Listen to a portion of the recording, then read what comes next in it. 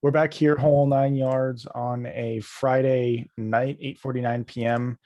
Currently, the one seeded Philadelphia 76ers are at Atlanta for game three. Halftime right now, Philly's up 61-56. But Brandon, how's it going? I mean, it's been the same, honestly. It's been pretty good. You know, nothing to complain about, I guess. How about you? Pretty good. Having these NBA playoffs has been awesome.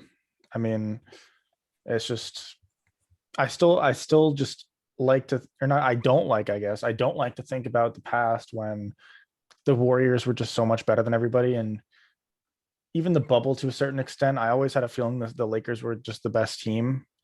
Uh, but this year, I feel like there has been at least a lot of parity in the league.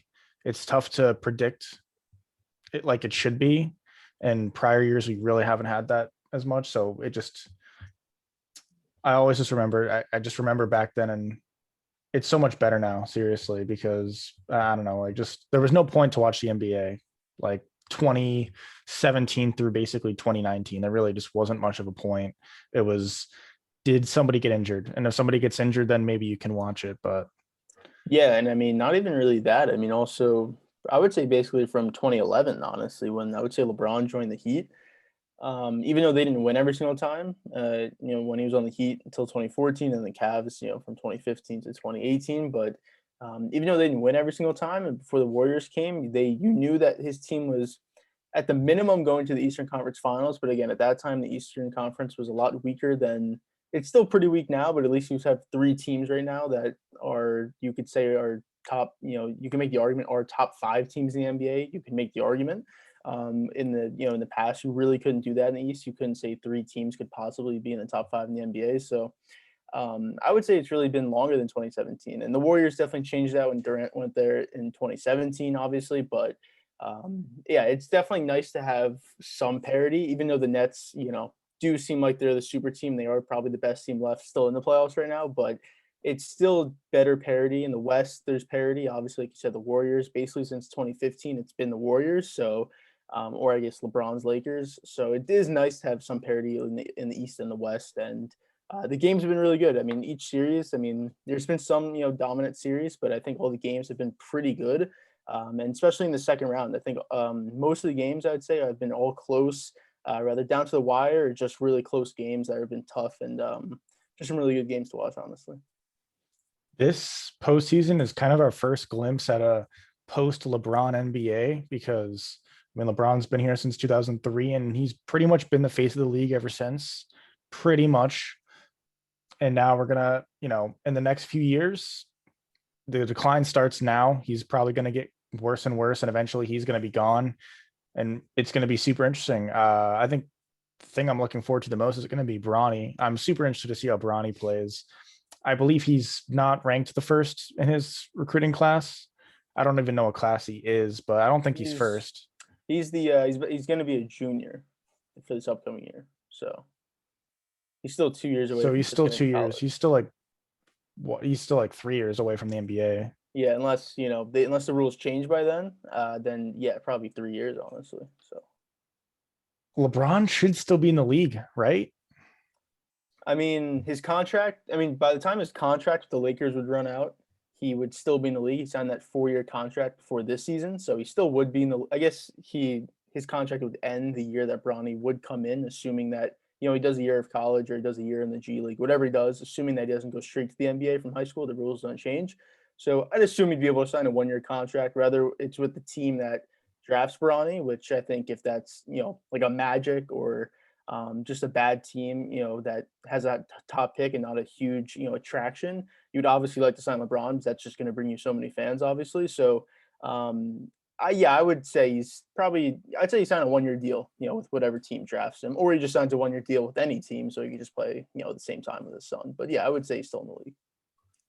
That's going to be just some of the weirdest stuff we've ever seen. If they get on the same team and play, and if they are both in the starting lineup day one, that would be insane too. But we'll get Yeah. into the games that are happening, that have happened or are happening.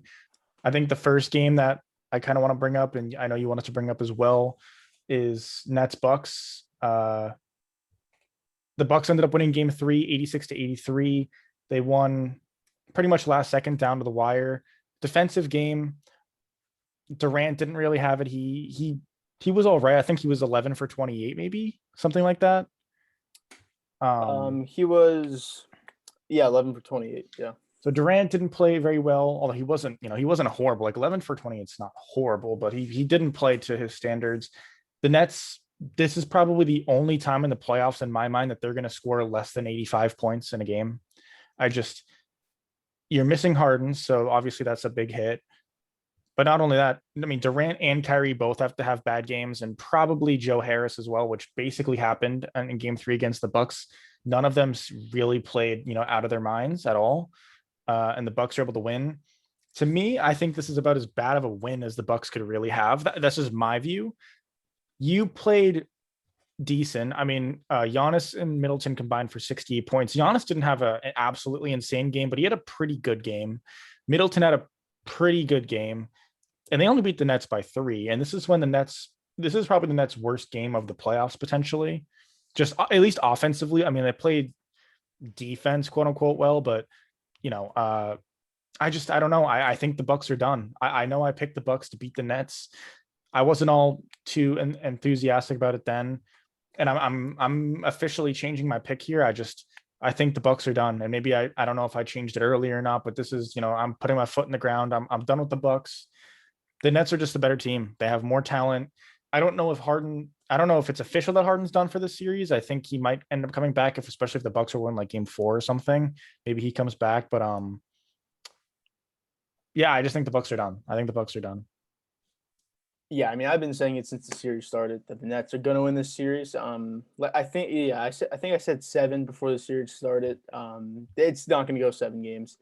This series, even with the Nets loss last night when we were recording this to the Bucks, like you said, they played their worst game of the playoffs. The Bucks did not play a good game as well. I mean, I think both teams shot like 37% from the field. The Bucks were only 6 of 31 from 3. The Nets were 8 of 32. So I mean, neither team could shoot. That's why the score was 86-83.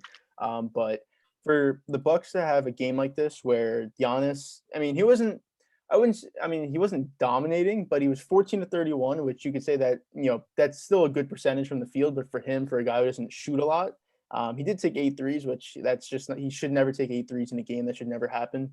So I guess you can credit the Nets for that, for forcing him into those shots. But he's still at 33, Middleton at 35, clearly a step up from his first 2 games in the series where he was absolutely terrible.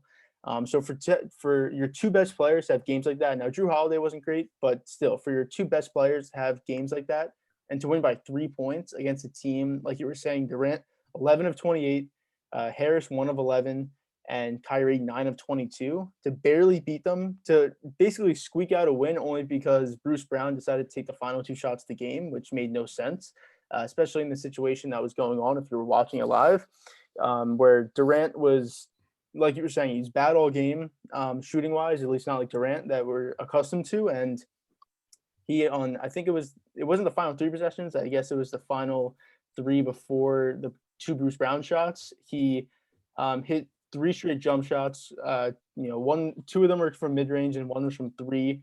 He just looked absolutely dialed in at the end of the game. It looked like the game was over. It was 83-80 after he hit that 3-pointer. The Bucks called timeout. I thought the Nets were going to win, even playing such a sluggish game that they were playing. I thought the game was over at that point because Durant took over. But for some reason, they went away from him. I don't know if that was designed to go like that, or like I was saying, Bruce Brown just decided to take those shots, because you definitely do not want Bruce Brown taking those shots when you have Durant. When you have Durant on fire, obviously you don't want him to be like that. And then even just normal Durant, I mean, I want Durant taking the shot, at least have Kyrie taking the shot. So just terrible execution down the stretch by Bruce Brown in particular. But even with this loss, I don't think it means anything. I think the Nets win game 4, and even if they lose game 5, they win game 6. So I see this game at most going 6 games, but I think it'll be 5-game series. I think the series is over. Can I also say that Steve Nash to me has been a bad head coach this series? I know they're up 2-1, but Irving played 45 minutes in game 3, and you can really tell Irving's just gassed at the end of these games. I'm not sure if he he doesn't have the stamina in general, or if it's just he's not conditioned as much as he should be, or he should be playing 45 minutes a game. Drew Holiday played 46. He did not look nearly as bad as Kyrie looked. I don't know if you want to blame Nash or Kyrie. I'm going to blame Nash.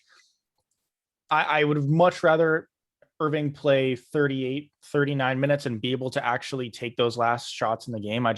To me, he looks super gassed. And if he's not nearly as exhausted at the end of games, maybe Bruce Brown isn't taking those last two shots. The last shot, maybe you don't prevent because Bruce Brown just wasn't very aware in that scenario. I think he probably had more time than he probably realized to kind of settle at least a little bit and not just drive to the hoop and can take a contested layup. But yeah, that was one thing I noticed. And in general, I think the series has been I just don't like either of these head coaches. I'm happy that Budenholzer is starting to play his stars a little bit more than he has been.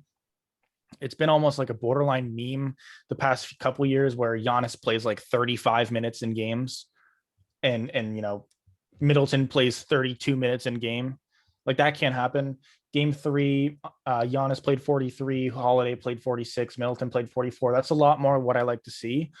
But I don't like either of these head coaches. And I honestly think the Nets and the Bucks would be a lot better off with a Brad Stevens, honestly, or just a better head coach in general. It was one thing actually I did hear that I think it was Cowherd that said it, and it sounded like an informed opinion. It's not something that I heard, but no pun intended there. But he said that if Stevens didn't get the head of basketball ops job in Boston, that he'd be in Milwaukee coaching Giannis next year. And I don't know if that's confirmed or whatever, but he didn't preface that with this is just my opinion thing. He sounded pretty stern, and it sounded like that was an informed opinion. And Cowherd's pretty informed. He has sources, being one of the most popular sports guys, journalists. That's interesting. That brings me to what I'm trying to get with this is if the Bucks lose a series, which it looks like they're going to, and they're probably going to lose in 5 or 6, do you fire Mike Budenholzer?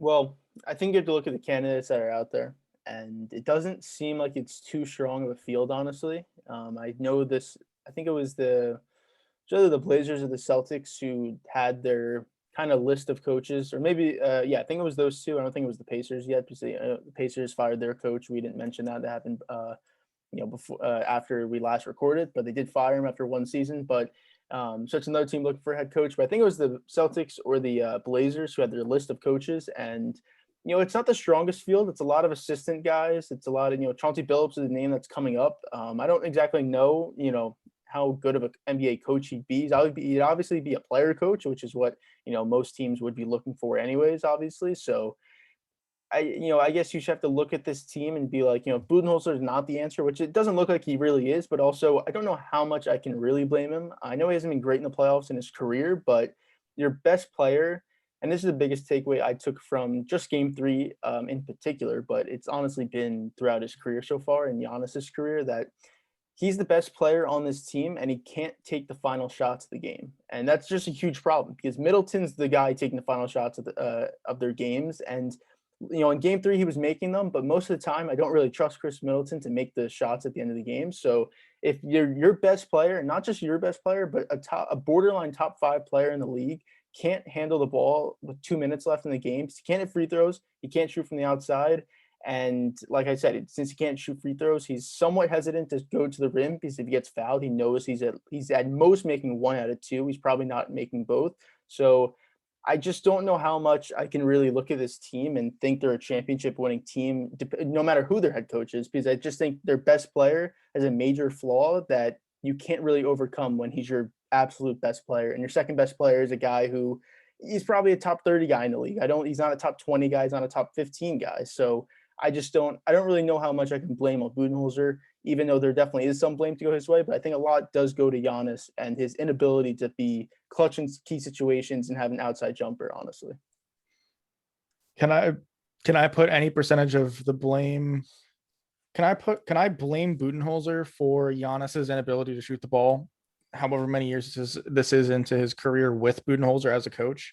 To me, there is one thing that this Bucks team needs more than anything else, and that's for Giannis to be able to shoot outside of 4 feet from the basket. So as a coach, to me, I would try to make that happen. And I know you can't, make Giannis into a great shooter, but what's the point in studying how to get better defensively with, maybe you look at, should I be running this defensive scheme or should I be running more pick and roll, or, what's the point in any of this when by far the most important thing that needs to happen to this Bucks team is Giannis's shooting ability. I don't know if Budenholzer's been trying to get Giannis to be a little better shooter. Obviously, he's trying at least a little bit. To me, the fact that Giannis can't shoot at all, basically outside of 4 feet from the basket, is just horrible. Because if he could, he would be probably the best player in the series, and he'd probably be the face of the NBA. If not, Yeah, he probably would be the face of the NBA. He probably would be if he was able to shoot the ball. I think he'd be the best player in the league if he could. I'm not saying just when he doesn't have to shoot threes. I don't think when people say you have to start shooting and be a better shooter, that doesn't automatically mean from three. It just means being able to shoot at least mid-range jump shots, like Ben Simmons. As long as you can hit mid-range jump shots, then your game just totally expands, because then people do have to play out on you on the perimeter at the minimum. So at least now you can drive by because you have that speed and quickness that you've always had. So as long as Giannis can get those 15 footers, just to consistently shoot those and be confident shooting those, I think he easily would be the best player in the league. Because obviously, he just won Defensive Player of the year before. He's won 2 MVPs. Obviously, what he does when he has the ball in his hands. He can average 7 assists, 8 assists if he wants to. So I know he's been trying to get a jump shot, but I just don't think he's a shooter. I just don't think he has that ability to become a shooter. Maybe he will in 5 to 7 years, as he just keeps getting better and better, and then he will get better as he gets older and loses some of that athletic ability. But right now, and I think for the next 2-3 years, I really don't see it happening. I think that's what's going to hold this team back, unless they were to get a Damian Lillard, which I don't think is possible. But a player like that, a second guy like that, not a Chris Middleton, then they could definitely compete for a championship and actually have real aspirations for a championship. But with the team that they have right now, with Giannis being your best player and then Middleton and Holiday being your second and third best players, I just don't think there's any way. No matter what other teams in the East, no matter what teams in the West, honestly, I just don't think they could win a championship with the team and how it's constructed. What would really scare me as a Bucks fan this series? Watching Blake Griffin play defense on Giannis and honestly do a pretty good job. Obviously, you're not necessarily stopping him because he's taking so many shots and he drives to the basket so much that he's going to just make contested layups and contested shots. But Blake Griffin has done a great job defensively. There's one specific possession I'd play it if I could, but it's Giannis at the top of he's just at the top of, he's by the logo, and Blake Griffin is sagging off so hard. He's 3 feet behind, there's 3 feet of room in between them. He's daring Giannis to shoot the ball and he won't. And Giannis keeps backing up. And eventually with 5 seconds on the clock or whatever, Giannis just has to drive in. He just drives uses his right, drives to the right, and just brute force tries to put up a shot and he misses. And to me, that's just if that's your best player and that's what he's doing in a moment like this, that's rough. And I think when you look at the regular season, there's not many Blake Griffins and stuff who can just kind of just play defense. One, they don't have Blake Griffin's body, but 2, it's tough to get people to commit to guarding Giannis in a regular season game because it's pretty taxing. It's pretty grueling. You've got a 7-foot, ripped guy running into you possession after possession for 48 minutes. That's pretty tough. It's just, you're not going to do that 82 games in a regular season, but in a 7-game season and a 7-game series where you have the ability to game plan and you can basically have Blake Griffin dedicate himself to being able to play defense on Giannis or other players to just play defense on Giannis for 7 games, it's a lot more manageable. And especially when you have winning aspirations as compared to, if you're playing the Kings in the regular season, nobody's going to want to actually play defense on Giannis. If you're playing the Kings, why would they care? You know what I mean? It's just, to me, it's rough. And we've seen it the past few years. And if I was a Bucks fan, I would be super scared because I don't know how you're going to win a series like this, because you're going to have to win a series like this at some point, no matter what, whether it's the Nets or just, if you want to count the Nets as a super team, even if it's not a super team, that's not the Nets, you're still going to have to win series with the closer and with the, Giannis has a more diverse game. It's scary. I don't know what you're going to do. You're going to have to get a real number two who can close But like you said, I don't think that's happening. I don't know who you would trade for. I don't know how you would do it. You just signed Drew Holiday pretty much. You have Chris Middleton. You don't have a ton of, you can't just go sign a max player. There's no players on the block really that you could trade for. You know, obviously Lillard's kind of on the trade block, but not really. And even if he was, do you really have what it takes to get Lillard? You don't really, you're not going to be a bad team. You don't really have great picks to give up. It's scary. I don't know what you're going to do. I don't. Yeah, and like you were saying, they don't. I mean, their top three guys are all making top money. I mean, obviously Giannis gets the super max. I mean, Middleton signed his deal. I think it was before last season. I'm actually looking at their salary right now. So Middleton's making 33, 35, 37, and then 40 for the next, counting this year, 4 years. And then he's a free agent after 2023, 2024. So I mean, that much money to Chris Middleton. I mean, that's a lot of money for a guy who's consistent at what he does, but he's a third or fourth best player on a championship team, not a second best player, and not a guy who should be taking shots down the stretch, especially when your best player is a top, again, borderline top 5 player in the league. Obviously Giannis, that's, you can't have a problem with Giannis making the money that he's making, because like I said, he is a borderline top 5 player in the league. Drew Holiday, 26 million this year, 30 million, 32 million, 34 million, then 36 million. And he's 30 years old right now. And again, Chris Middleton's 29. So you're paying two guys who are basically 30 years old, $30+ million in the next 4 to 5 years. And again, they're not Damian Lillard. They're not Chris Paul even. I know, he's not the same player he was, but you could see the impact that he obviously has on teams.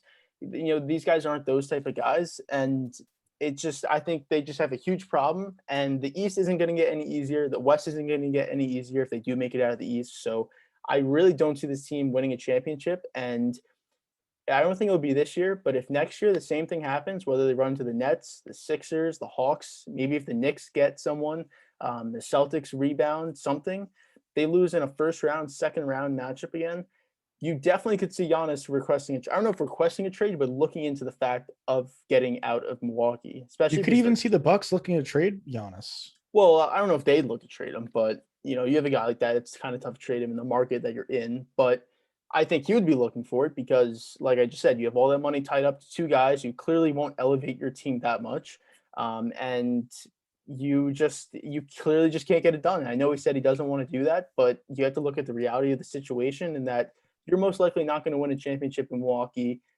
Based on what your team has right now and what they will have for the future. You traded all your first round picks. You have no young guys you could trade for another star.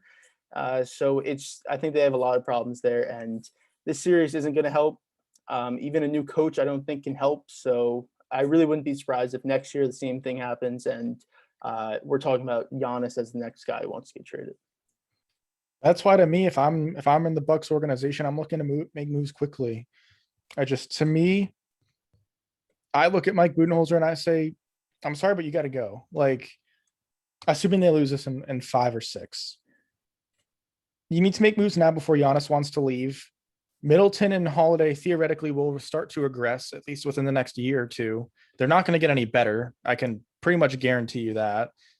You don't have any like promising pieces that are going to turn into, you don't have like any like Jaylen Brown or I don't know who, you don't have like a LaMelo Ball, Anthony Edwards. You don't have any of these guys that are going to potentially be rising stars or anything. You don't have anything like that.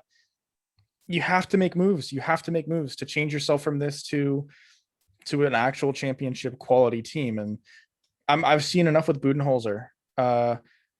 So to me, I know there's not, any great candidates. There's no Andy Reid of the NBA where he's, fired when he probably shouldn't have been and is looking for a job. There's no Greg Popovich on the market right now.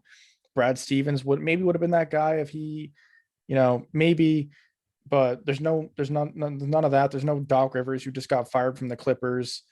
I don't know. I don't know who you'd hire, but I feel like you have to make changes because it's been too long to me. You're in win now mode. You're not going to be, this is probably the best your team will be theoretically. If Giannis doesn't get any better, if Giannis doesn't develop a jump shot, this is probably the best team you will have for the next at least probably 5 years, as much as I hate to say it. So I don't know. I'd look to make moves. So yeah, I think they have to go all in. Facing the reality of what your situation is, I think you have to go all in, knowing you have a player like this and knowing that this is probably your only window to possibly win a championship for the next, 10 to 15 to 20 years, honestly, because of, Giannis possibly getting out if you don't keep winning, other your cap situations, your future draft picks, everything like that. So that was what we're talking about for Nets Bucks. But the other game of last night, after the Nets Bucks game, was the Clippers Jazz game. So that's already been 2 games into that series. Been 2 great games, I would say. But I do have one concerning thing for the Jazz, even though I picked them to win the series. And it does look like they are going to win. We'll have to see what happens in game 3, though. But the one concerning thing for the Jazz that at least I saw, I don't know if you saw it. I mean, I guess you have seen it, but it's a little trend that's been going on the first 2 games is they've gotten out to big leads.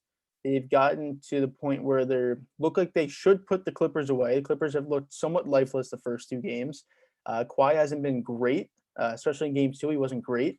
Paul George, obviously, is kind of doing what Paul George does in the playoffs again.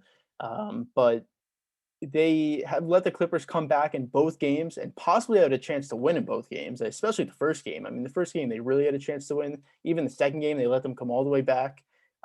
That's a bad trend to happen because even though the Jazz have been playing really well, they're not the best player in this series still is Kawhi Leonard. I would say that no matter what, Kawhi Leonard is still the best player in the series, no matter how good Mitchell has been playing. I know he's been playing great. But if you were to look at both teams to say who's the best player in the series, it's Kawhi Leonard. So if you're going to let the Clippers keep coming back into games and giving them life at the end of these games, that's going to be a big problem because if you lose game 3, then you might have some serious problems coming along because you give them momentum and confidence, just like the Dallas series. If Kawhi gets hot, like I said, he's clearly the best player in the series, and that's not what you want if you're the Jazz. No matter how good Mitchell's playing, no matter how good Gobert is playing on the defensive end, your 3-point shooting has been great so far, but who knows? Sometimes 3-point shooting just goes cold for a week or 2, so you never know. But that's the one concerning thing I've seen with the Jazz. Even though I picked them to win the series, and again they're up 2-0, they've been playing well. I just find that concerning for them. And if it happens again, and the Clippers do come back and win on their home court, game 3 to come back in this series, I think it will definitely be a long series. And I think it'll be very back and forth after that. After Dallas took the 2-0 lead, everybody said, this series is over. It's over. Clippers are done. Mayday for, Kawhi's gone. Paul George, you're stuck with him for 10 years. You have nothing. I didn't agree with that. I don't know if we talked about it as much on the podcast, but I still thought the Clippers were very much in the series. And people now that the Jazz are up 2-0, obviously because of what happened in the Dallas series, it's not over yet. We just saw it happen last series. And I really want to disagree with that and say that, it's over and that the Clippers can't do it again and that the Jazz are the better team because they have more chemistry. They've been the 1 seed the whole year. They have been the 1 seed the whole year. I want to say that the Jazz are going to go to the conference finals and they're going to get to play probably the Suns. But I can't. I still think the Clippers have a chance in the series. I really do. Like you said, Kawhi's still the best player in the series. Mitchell is playing like the second best, but Paul George, if he plays to his potential and if he has a great rest of the series, he can be a guy that challenges Donovan Mitchell for that second best player in this series. And just in my opinion, I mean, that's not how it's going to play out because Mitchell has his own team and Paul George is the second fiddle to Kawhi. But I'm just saying if George does that, I think he can, he has potential to be the second best player in the series. If Reggie Jackson can score 29 points a game in the rest of the series, I'll be shocked. But I think the Clippers still have a chance. I still actually like the Clippers in this series, to be honest. Not as much as I liked them when it was 0-0, obviously. But I think there's light at the end of the tunnel for the Clippers. I mean, Kawhi can definitely play better.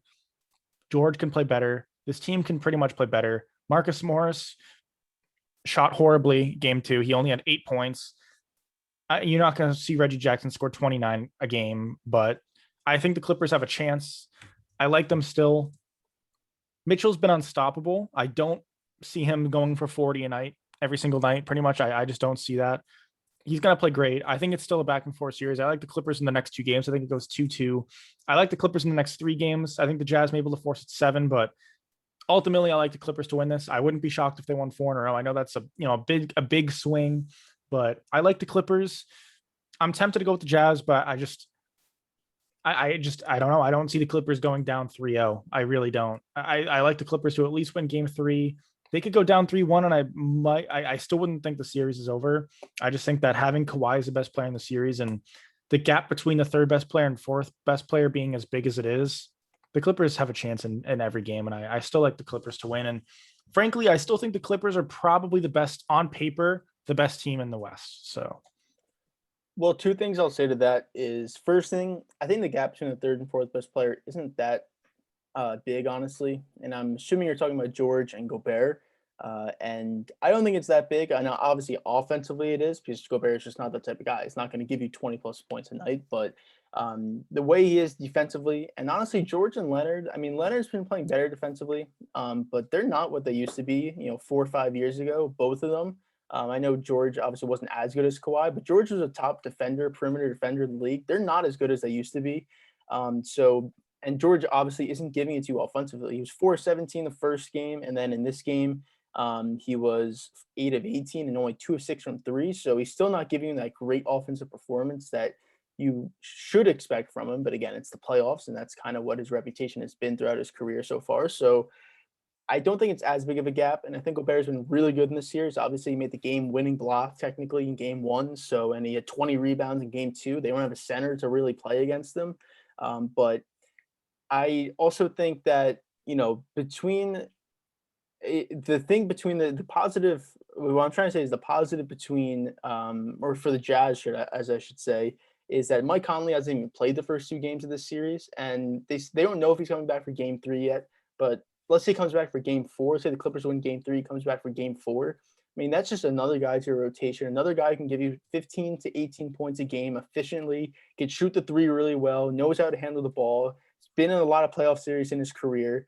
Can take Mitchell off the ball sometimes, which could be a positive because Mitchell has to do so much offensively. You can have Conley handle the ball sometimes. So the fact that Conley hasn't even played yet and they're still up 2-0, I think is big for the Jazz and not so good for the Clippers, especially if they don't win game three. If they don't win game three, the series is completely over. But if they win game three, they at least have a chance. But with Conley coming back, that's just another guy to add and another guy to worry about for the Clippers. yeah, I mean, he's another rotational piece. I don't know that he's not enough to dissuade me from the Clippers, really. I still think that, Well, I mean, we're going to disagree on it, but I still think the gap between Paul George and Gobert is pretty significant, just on an offensive level. Definitely like on defensively. Yeah. I mean, you're right. Gobert is probably maybe even by far the best defensive player in the league, at least impact wise on a grand scale, but he just doesn't bring much offensively. I think Paul George is the third best player in the series. And if Kawhi plays like how I know he can and how he played pretty much almost the entire series, the Dallas series, I like the Clippers still. I mean, I do. I think there really is a big impact that Mike Conley has, and I think you're kind of short, not giving him the credit that he really deserves. When he was healthy this season, I think he made their team a lot better. Now Mitchell's proved that he can kind of handle this team on his own. I mean, he put up 45 points, 46 points in game one, 37 in this game. So I'm having a little more trust in Mitchell, but I think having a guy like Conley there, he's basically been in the playoffs almost every single year of his career, except for the end of the Memphis days when they got really bad. But other than that, he's basically been in the playoffs every single year. He's gone to the second round. He's gone to the conference finals, I think like once or twice. So he knows what he's doing. He's not the same player he used to be, but he's still pretty impactful. He can still play defense for you. He's not the same guy he used to be. The injuries have definitely slowed him down, but I think that's a really valuable piece to this team. And again, it's another guard that the Clippers really don't have. The Clippers can guard wings, but they can't guard big men. They can't guard guards. So I think they'll have trouble if a guy like Conley comes back in. You have Kawhi and you have George who can guard wings, but Beverly, I know he's good defensively, but he's really not that good defensively. And again, he's kind of tough to play because he's not that good, honestly. So, Reggie Jackson, he's not great defensively. Zubac and Morris to kind of guard like a Bogdanovich and a Gobert. I know that Gobert doesn't do a lot offensively, but still, yeah, I just think they have trouble. I just don't think this is a great matchup for the Clippers. I think if they were playing a Suns or a Nuggets, it'd be possibly a better matchup, but I just think this is a really tough matchup. And again, Conley hasn't even played, so I think it makes it an even tougher matchup when he comes back. You're not wrong. I mean, the Jazz are a much deeper team. They have much better chemistry. Like I said, they've been the one seed the whole year. They play so well together. They play such great team basketball. It's refreshing, at least compared to like the Nets and pretty much every other team in the league, like the Lakers too, even to a certain extent, even this Clippers team for sure. But I look at Kawhi and I still think Kawhi is the best player in the series. I still think George is the third and can play like the second best player in the series as well. Am I gonna take the chemistry and the depth of the Jazz, or am I gonna take basically the top end talent of the Clippers? I like the top end talent of the Clippers more than like the whole Jazz team and the whole Jazz chemistry. And I know that's, I don't know. I mean, I think most people probably take the Jazz when they're up 2-0, but I think Kawhi is a top 5 player in the league, and Mitchell's still in that. He's probably top 20 now, but he's probably in that 15, maybe that 13 to 20 range. Not exactly where you'd have him, but I don't know that he's enough to carry this Jazz team to victory. I can definitely see it. I mean, they're just so much deeper. Bogdanovich, Ingles, Clarkson, Conley coming back. You have so much there. O'Neal. The Clippers really only have, if you want to count Morris, Reggie Jackson, and then you start to get to the people that probably wouldn't even play on the Jazz's team. Batum probably wouldn't even play if he was on the Jazz. He'd probably get a lot of DNPs, 10 minutes a game. Beverly probably around the same. When Conley's back, he probably wouldn't. But I mean, I still like Beverly defensively. I don't think Conley's gonna be able to expose the Clippers by any means. And if Kawhi plays like how he did in Toronto, if Kawhi plays like how he did in the Dallas series, if he can go for 30 plus a night on very efficient shooting and still play pretty good defense, I like the Clippers. I like the Clippers. One thing you were saying about Mitchell, it made me think about, some kind of like lists that have been being made the last, couple of days, I'd say, maybe in the last couple of weeks. But top 5 players under 25, and I'm kind of, springing this up on you, but I'm just curious if I know you don't really have time to think about it, but would you have Mitchell in your top 5 players under 25? I know, some recency bias is obviously going to play a factor in that, but would you have him in your top 5 of that list? That's a rough question because I'd have to look at players under. Yeah, I need a list of players under 25, but off the top of my head, I'd have Luka ahead of him. I'd have Tatum, who's in the same class, ahead of him. Are you talking just right now, or are we talking in the future as well? I would say right now, I wouldn't look at future. Right, I would say this is kind of a right now and anything in the past. Okay, so yeah, I mean, because if we were going to go for the future, like to start your franchise, LaMelo Ball would be a guy you could argue you would take. Obviously, right now, Mitchell's the better player. Some I guys can't on even. the list would be like a Booker, a Tatum, a Young, a Ja, Simmons, Zion. Guys like that. Those are some of the top guys on that list. I think Zion right now is. That's tough. Doncic for sure. Yeah. Tatum for sure. Although I think maybe some people might take Mitchell, but for me, Tatum for sure. Young, I think Mitchell's better than Young right now. I'm going to give it to Mitchell. I think he's more proven. Young was only a 5 seed this year. Yeah, he won a series, but I mean, Mitchell's been here. I'm going to give it to Mitchell. Ja, I'm still going to give it to Mitchell. Simmons, I'm going to give it to Mitchell. I think it's close. I think they're just too different to compare almost. It's almost apples to oranges in a way. Booker, I think I would take Booker right now. I think I would take Booker over Mitchell. That might be a hot take, but I think the Suns have a better chance to win the title than the Jazz do for sure. And yeah, obviously the Suns have Chris Paul, but I think Booker is the best player on the Suns. I think he is probably the most valuable player on the Suns. The Suns are not beating the Lakers without Devin Booker. And yeah, they're not going to beat the Lakers without Chris Paul too, but I think Devin Booker has been heavily in the shadow of Chris Paul when he probably doesn't deserve to be. Obviously when you look at and you compare, the Suns, the prior, whatever, how many years to this year, you look at Booker and you see that Paul's the difference, but I think that's a bunch of baloney. But back on the 25 thing, I think I probably would have him in my top 5. I can't think of 5 other players that are better. Doncic, Tatum, Booker, but Booker's in that same territory. So it's like, if I'm going to have Booker in that top 5, then I'm probably having Mitchell in that top 5 too. So. Yeah, I pretty much agree with you. I would say I kind of just been looking through players today and yesterday, but Luka and Tatum are clear number 1 and 2. I would say I think I would have, if Mitchell can play like this, obviously he's not going to play like this, but if he can really show and be more consistent, that's kind of been his problem the first couple of years of his career, that he hasn't been so consistent, especially the offensive. I know he's been good offensively, but he's not so consistent with it. So if he can be like this and be like a true face of that franchise, then yeah, I think he's definitely in that top five. I think him and Booker, I think are very similar, and I think I'd have them in my top five, and I think I'd have Trae Young as my, I don't know what number it'd be, whether it be 5 or 4 or whatever, but I think I'd have Trae Young in there. But I was really debating between Young, Zion, because I know Zion hasn't proved it yet, and we're gonna have to see for the future, but everyone knows he's going to be one of the top players in the league. He's just completely unstoppable when he gets the ball.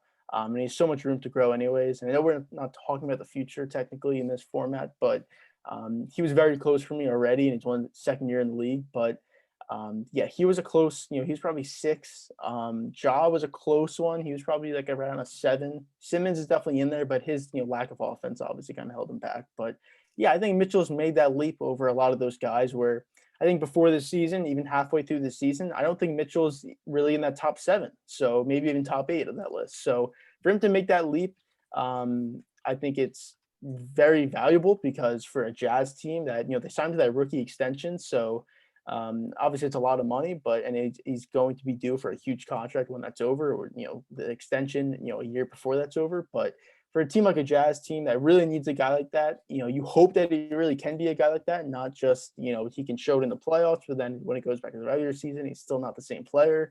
But yeah, for him to be in that top 5 list, I think that's something that not a lot of people really expected going into this year, especially the playoffs. I just pulled up a random list of, this is some ESPN article, top 25 players under 25. It goes all the way to 25. So I probably shouldn't miss any, but just looking at this list, I mean, Cat's 25 now, so he wouldn't count, right? Because he's a 25, he's not under 25. So I guess Yeah, he he's wouldn't not. count. But if he was in there, that'd be very interesting. But yeah, I mean, Doncic, I would take Zion. Like, I would take Zion ahead of Mitchell right now. I kind of missed if you would. I know you talked about it, but would you take him over Mitchell right now? Right now, I don't think I can, but for the future, 100%, 100%.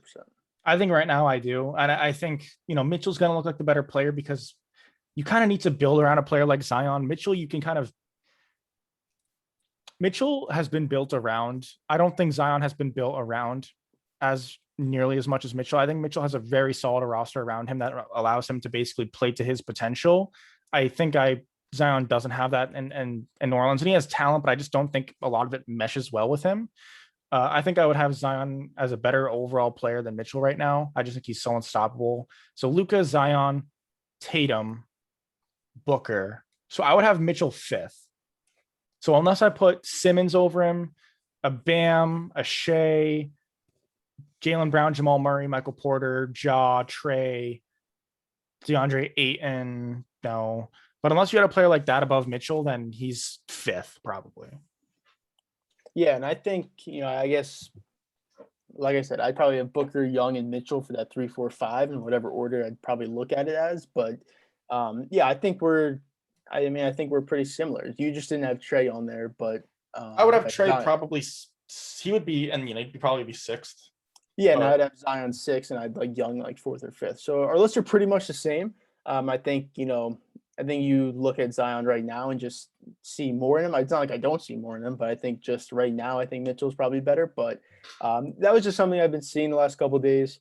We probably could have made a video, directly for that, but I just thought it was something that, with the way Mitchell's been playing, I know Stephen A. Smith said something today that was ridiculous, that he's the best player in Jazz organization history, but obviously that doesn't make sense. It's not true, but it was just something that people have been talking about, making their list online. I know that was kind of crazy when I heard that, when I saw that. It was this morning actually, but yeah, that was just something I wanted to talk about. Just the way he's been playing. Obviously, Booker's still in the playoffs.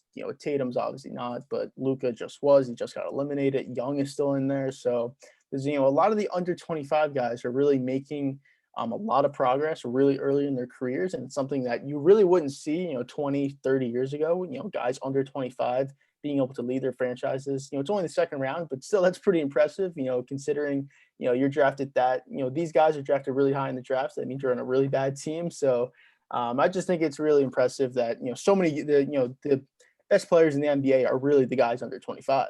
Obviously you have the older guys like KD, LeBron, Anthony Davis, everything like that. But, the next 5 years, it's going to be these guys. And it's something that we haven't seen. Obviously, we're so used to the same players. Now it's going to be a totally new wave of players in just 5 years. So it's kind of crazy to think about. Yeah. And just looking, the Sixers are, as of right now, are now up 93-73. So that game's over. I mean, we Yeah. probably talk about it next episode because I just haven't, I haven't watched anything other than like the first 5 minutes of the game. But yeah, no, you're right. I mean, also looking at, I did Siakam likely to miss start of 2022 season for whatever that matters. But And I think I did see a report today. I don't know if it was official or not, but it seems like the rumors is that Scott Brooks, the head coach of the Wizards, is likely to come back, which I think would shock a lot of people, considering they did make a big push to the playoffs, but he was in the final year of a 5-year contract. Usually, when a head coach doesn't get that extension, like you saw with Terry Stotts, who I don't know if we did mention that before either, but when they don't get the extension, before that last year of their contract, they really don't come back as the head coach. So if he does come back, that's pretty unheard of. And I think it's the wrong move. I don't think he's a good coach at all. I think he's had, 5 years in Washington. I think he had 8 years in OKC. He didn't prove that he was a good coach there. He didn't prove he was a good coach here. So I think that's just a crazy, get back to have Scott Brooks back as their head coach for Washington. But I guess that's what they wanted. So we'll see if it's true. Maybe it's not true. Maybe, what I'm saying won't even make sense in 2 weeks. But that was just something else I saw today in the NBA. yeah, but I think that's pretty much everything, unless there's other things. I don't know. I mean, I don't know if we talked about Phoenix, Denver too much, but Phoenix is up 2-0. Game tonight in what, 25 minutes? Yeah, we'll probably talk about that the next time. Yeah. We'll see what happens game 3. Hopefully Denver wins just to make it a more exciting series. I mean, I picked Denver right now. That's not looking great, but I don't even really blame that on Jokic. I blame it on the role players who played great in round 1, just have not played great in round 2. Michael Porter Jr. is averaging 13 points per game. So that's they're gonna have to step up. If they win game 3, I think they're right back in the series, but we'll see, later tonight, and then next time we're on, we'll rather talk about, the Suns advancing or this being a possible 7-game series. So we'll see. Yeah. And one thing I will say before I wrap it up, but we talked about Stephen A like half a second, but I don't watch First Take like basically at all. But I did watch this small highlight on YouTube. It was recommended to me. It was Stephen A's top 5 point guard list of all time. And literally the whole clip is just him yelling. And it made me remember like how much I just don't like shows like First Take. And I mean, it's not really relevant to the show, but I don't like First Take, and I don't like Undisputed, and I actually do like First Things First. If people have heard of it, I do kind of like that a little bit more, but I don't like the 2-person, like, I'm going to take this view, you're going to take that view, predetermined, like we're going to argue and then we're going to try to make it. It's just, to me, that's just too much for entertainment. And I prefer more of a, I'm going to give my opinion, and it doesn't matter if we agree or disagree or whatever. But yeah, that was my. Yeah, I don't really like watching those shows either. I usually just see it on Twitter or, like you said, like a YouTube recommendation. But yeah, even that list was I think he didn't have John Stockton on his list or something. So He didn't have Stockton. It was Chris Paul at 5, Isaiah Thomas at 4, the old Isaiah Thomas, obviously, Oscar Robertson at 3, Curry 2, Magic 1. I don't have too many issues with it. I don't know that I would have Oscar Robertson at 3. I didn't watch Oscar. Basically nobody did at this point. They're all dead. yeah. But if his big thing is averaging a triple-double, he doesn't have many accolades or anything other than that. Like, why are you having him at 3? I mean, Russell Westbrook just did the same thing, and Stephen A will be pretty quick to probably call Westbrook overrated. So I don't know. I don't know. To me, I would have probably Stockton or Nash at there. And it was if Suns win the title, by the way. It was if Chris Paul wins the title, and he had Chris Paul at 5. If the Suns win the title, you could argue Chris Paul is the third best point guard of all time. I don't think you can. And I guess we'll try to make this. I mean, I don't like right now. Obviously, he's not a top 5 point guard. Even if he wins a championship this year, which I don't even think he will, but let's say he does, I don't view him as a top 5 point guard. I think when he was in his prime, I think he had too many playoff failures for him to be viewed as a top 3 point guard, top 5 point guard of all time. He's still somewhat in his prime right now, but he's not the best player on this team. You said it yourself. You said it was Devin Booker, which I agree Yeah, with. but he's a one. If he's not a 1A, he's a one. He's not like a 2. He's not a Kyrie to a LeBron. And when you look at the competition, I mean, he's competing against Steve Nash, John Stockton, Oscar Robertson, Isaiah Thomas. Isaiah Thomas, he's won championships, but Steve Nash didn't. He had plenty of playoff failures, if you want to call it that. Not necessarily to the same extent as Chris Paul. Like not, he had to play Kobe, so Chris Paul didn't really have that, but at least not late in his career.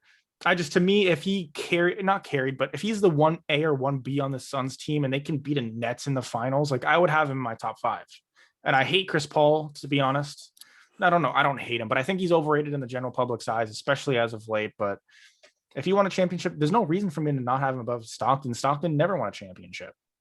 But I think Stockton was.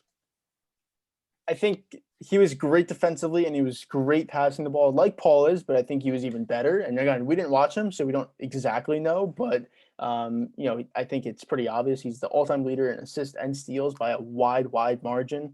And I know he played with great players too. He never won a championship, but he also faced a guy in Jordan who, no one beat. So it's kind of hard to look at that also. Chris Paul's never been to the finals. So at least Stockton's been to the finals. Another guy, Jason Kidd, he led his team to 2 finals appearances. I don't think people exactly talk about him as much. I don't think he should be in the top 5, but he did lead his team to 2 finals appearances. He wasn't with another guy. He wasn't with Vince Carter yet. He wasn't, he didn't do it. I know he won a finals with Dirk. That was obviously at the end of his career, but he led his 2 New Jersey Nets teams to finals, and they lost to the Spurs and the Lakers. Obviously, very tough teams to beat, obviously. So he's another guy who's up there. So I just don't know if I could look at Chris Paul and be like, he's a top 5 point guard if he wins. I also don't really like him that much, honestly, either. But he's definitely 6, 7, 8. Yeah, I don't think there's anything wrong with that. I just don't think he's top 5. We'll have to see how these playoffs shake out, but I personally would. Yeah, I don't know. Maybe I don't have him. I think Oscar Robertson. I think I'd have him over Oscar Robertson, or I'd at least have him close. Maybe not over, but I'd have. Yeah, right now I guess he's probably in that 6, 7, 8. But if he wins a title, I think he's in that top 5 for me. I have him. If he wins a title, I have him above Nash. I have him above Stockton. Right now I don't, but if he does, I do. But anyways, that's. Yeah, well, I was gonna say in 2 months, if he wins, then I guess we have the same conversation and we can make a top 5 point guard list then. Yeah, you're right. That's it. Check out the Clips channel because when this goes out, we're also reacting to a video. Link will be in the description. Actually, I'll just put the link in the description if you want to watch that. Check out the Clips channel. I'm going to be starting to get uploading to that more often. Maybe it's not even clips of both of us. It's just me reacting to something, or just Brandon, or we try to put more stuff out there. So feel free to check that out. Other social medias in the description. We'll be back Monday-ish, Tuesday-ish, probably Tuesday. So goodbye.